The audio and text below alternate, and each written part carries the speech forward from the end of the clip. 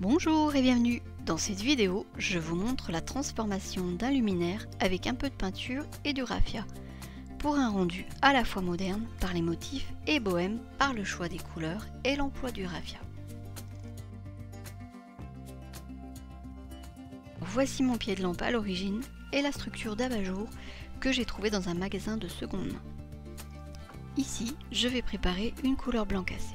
J'utilise de la peinture acrylique blanche à la craie à laquelle j'ajoute un peu de peinture ocre diluée pour faciliter le mélange. La couleur finale doit être bien homogène et on prépare une quantité suffisante de peinture. J'ai protégé cette partie et le début du fil avec du scotch.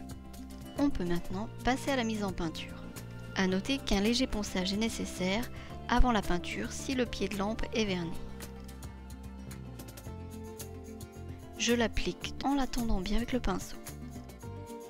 Et on laisse bien sécher entre chaque couche. Voici ce que ça donne à la première couche. J'ai passé en tout 3 couches pour obtenir ce résultat. Je vais maintenant délimiter 2 zones que je peindrai avec une couleur terre cuite. Et pour cela, j'utilise de la craie facilement effaçable si le tracé a besoin d'être rectifié.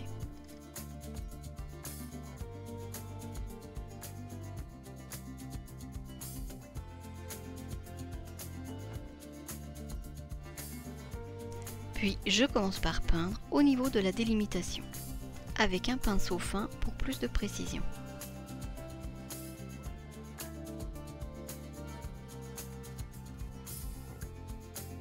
Je remplis ensuite la surface et je passerai en tout 2 couches de peinture. Voici ce que l'on obtient pour le moment. Je rajoute à présent une couleur plus claire que je tapote avec un pinceau sec et peu chargé en peinture. Ici, l'effet peut être plus ou moins marqué selon le résultat souhaité.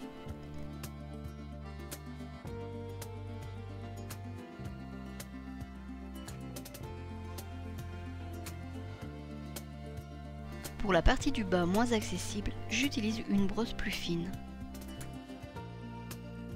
Je vais maintenant rajouter des formes que je peindrai par la suite avec des couleurs différentes. Avant de commencer, j'ai réalisé plusieurs croquis en couleurs pour mieux visualiser le rendu. On peut ajouter plus ou moins de formes. Alors bien sûr, faites selon vos envies. Donc voici pour les formes que j'ai choisies, dont certaines seront légèrement modifiées. Et je débute le remplissage d'une forme avec une peinture terre cuite plus claire que la précédente. A noter que la couleur des peintures acryliques fonce en séchant. On peut donc faire des essais sur une feuille de papier avant de l'appliquer, ou la modifier si on la trouve trop foncée à la seconde couche. Ici je peins une deuxième forme, et j'en commence une troisième.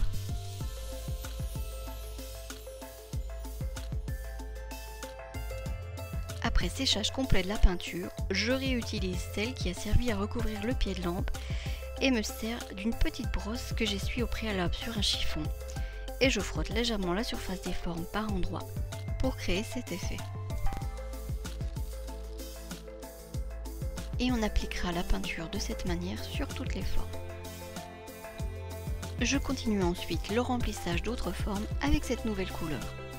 On répartira les différentes couleurs de façon à équilibrer l'ensemble.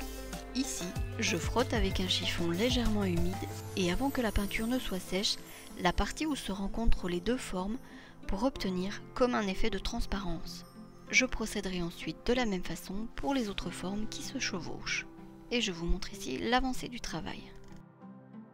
Je continue maintenant avec la troisième et dernière couleur. Et voici le résultat presque final.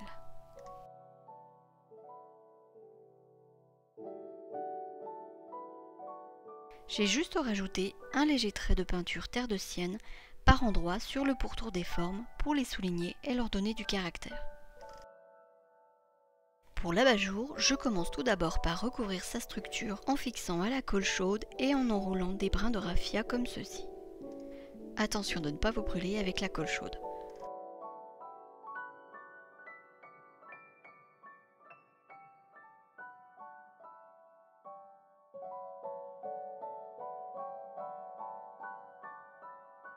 je dépose un point de colle à intervalles réguliers pour une bonne tenue du raffia.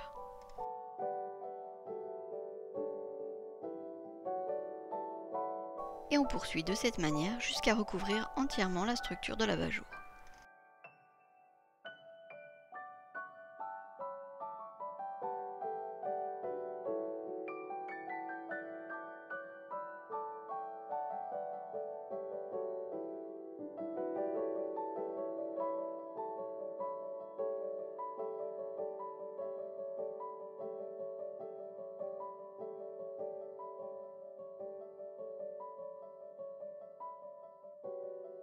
Et voilà ce que l'on obtient. Je continue avec un brin de raffia collé que je dispose parallèlement à un montant de la structure et que j'enroule sur les cercles de cette manière.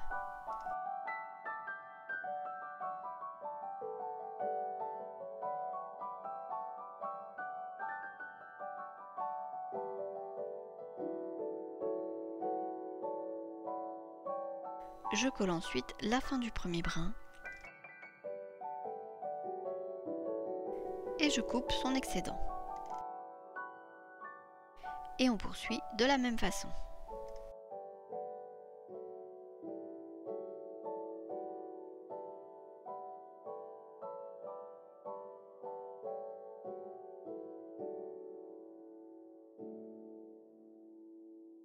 La partie du haut étant moins longue que celle du bas, on chevauchera les fils du haut et espacera ceux du bas pour qu'ils s'inclinent progressivement de manière à ce que la dernière longueur de fil soit parallèle à ce montant.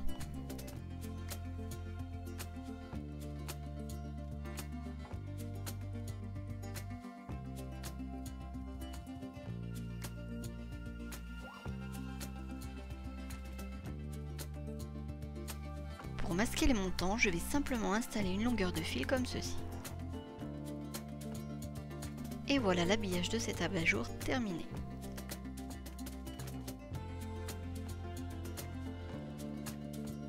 Merci d'avoir regardé cette vidéo qui j'espère vous a plu. N'hésitez pas à la partager si c'est le cas et je vous dis à bientôt pour de nouvelles réalisations.